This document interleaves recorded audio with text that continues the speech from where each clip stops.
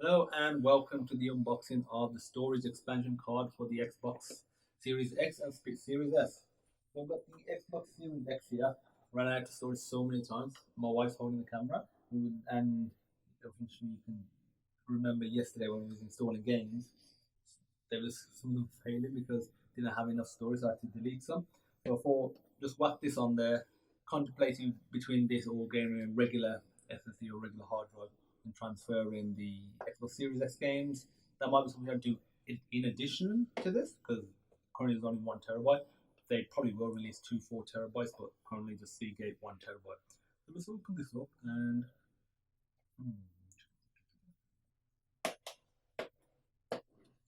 Once we've opened this up, show you what it looks like. I mean, the box is super light. I mean, you feel like literally you just feel like an empty box. Just feel heavy it is, or like It's very light. yeah, it's very light. Yeah.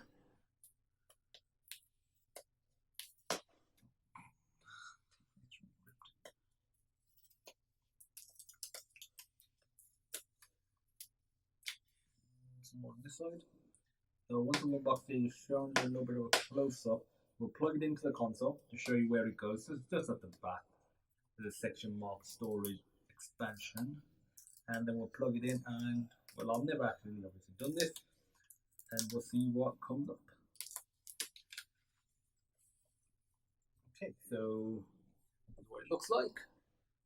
It's tiny, which is good. And there's some sort of declaration, blah blah blah. Just standard legal stuff that's to whack in there, and this is it. This is the 1 terabyte NVMe proprietary SSD.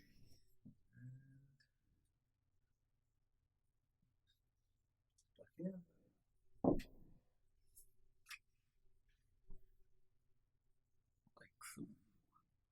I mean, the thing itself, just looking, this feeling that has a bit of weight to it. It's just in the box, it just felt so light because obviously the size of the box itself. Do you want to come over and look at the console? The first things first, we'll have a look at the console. Okay, so obviously you got your USB ports, Ethernet power, HDMI, but that's the one that we're interested in right there. Is the storage expansion. Right there. If you're not focusing in, you can just click. It's fine. Okay, that's fine. Okay, and I'm not too sure which way to go around. I'm going to assume this way around. There's only can only go one way. Look at the line. So it is not like a USB Type C or something connector. Seems alright. And then to take it out, you literally just pull it out. If I was to try and put it the other way around, it's probably going to give my wife an anxiety attack trying to do this. It literally prevents it. There's a bit of a clips outside that prevents it from going in, which is good. You can't even get it like to the actual expansion part. I mean the port part, and that's it. So you do need at least this much room at the back. Shouldn't be that much of an issue because you need room for the power cable, which probably stick out there, and that must stick out there. So if for some reason you've got this literally flush to the back of a cabinet, probably not that because of the airflow, but if you haven't, you've just done cutouts for the ports, just individual ports, probably best if you do one for the whole one. It's unlikely. Still including Kensington one. I wonder how many people use that. I remember a friend of mine at uni, Ollie, like he used to always have his laptop on the Kensington like in his room and his computer as well. So it's so funny.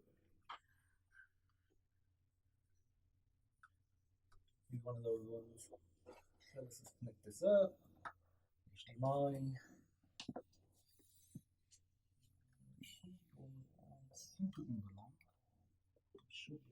Like the power and the HDMI are long enough to just like get in there like that.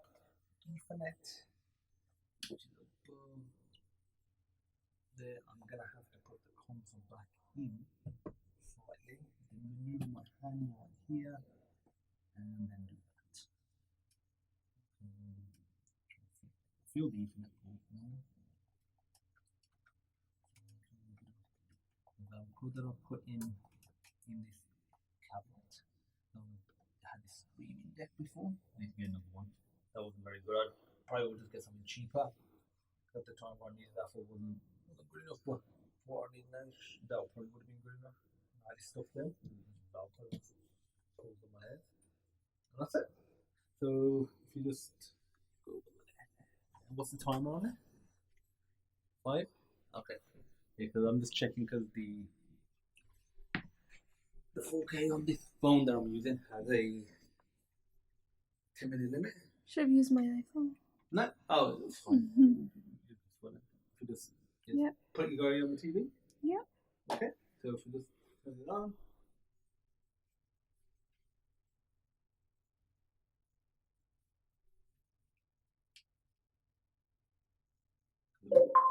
Once I've done the audio, there we go. Okay, so let's take a look now. So if we go to my games and apps, yeah, it says 923.3 gig by free, which obviously has included this. Some of these installations. There's some of the installation needs stop zoom on. Install on storage expansion card. Cancel my. That's fine. I don't have a problem with that. That's the whole point of it being there.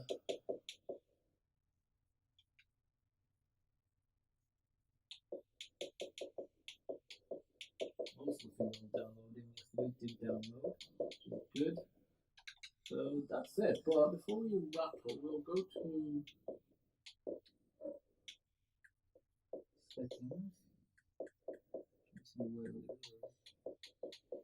There we go. And if we go to system, storage devices.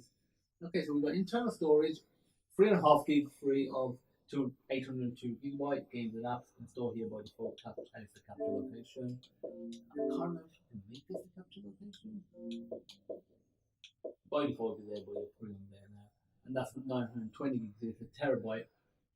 So I'll just get the full formatted amount. Obviously, if you're wondering why, I explained to you the other day, or why you're not getting a terabyte, you are. It's just manufacturers making with gigabytes in mind. Hardware, computers, read it as gigabytes and megabytes. Feel free to Google that. I'll probably create a video covering the difference between the two. I already have one. I can't remember. I created so many videos, but I'll see if I haven't, and I'll create one. But you get the full storage, and obviously the internal storage, which is a terabyte, has some of it reserved for the OS and for updates and that sort of stuff as well. So really that's it. As you can see, it's there. So it's that simple. It is. People say it's expensive. It was 180, 190. The retail price is about 220 quid. Dollars is roughly the same. But if you're comparing it with a regular portable SSD or a portable hard drive, it's expensive. But if you compare it compared to a pre-comparable NVMe, price isn't that bad. It's a little bit more. It's not crazy amount more. So that's the comparison you've got to make. Is that the NVMe comparison, not SSD? Otherwise, it's like comparing an 8-core processor that's the same, everything except for the cores, to a 2-core processor. It doesn't make sense. Assuming everything else is the same, the 8-core one is more expensive. That's just a given. But yeah, that's fine. See what it's like. It's meant to be just as if you're playing it on the internal storage. I'm rambling on there, but I'll continue for another few seconds. PS5, still waiting for their update to come out whenever that comes out, to allow extra storage to be put on there outside of external storage, so you can install PS5 games. That's going to be an actual NVMe that you can install yourself.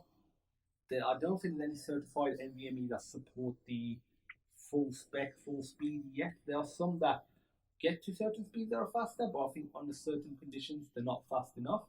And I think that's partly what they're waiting for and probably testing the update.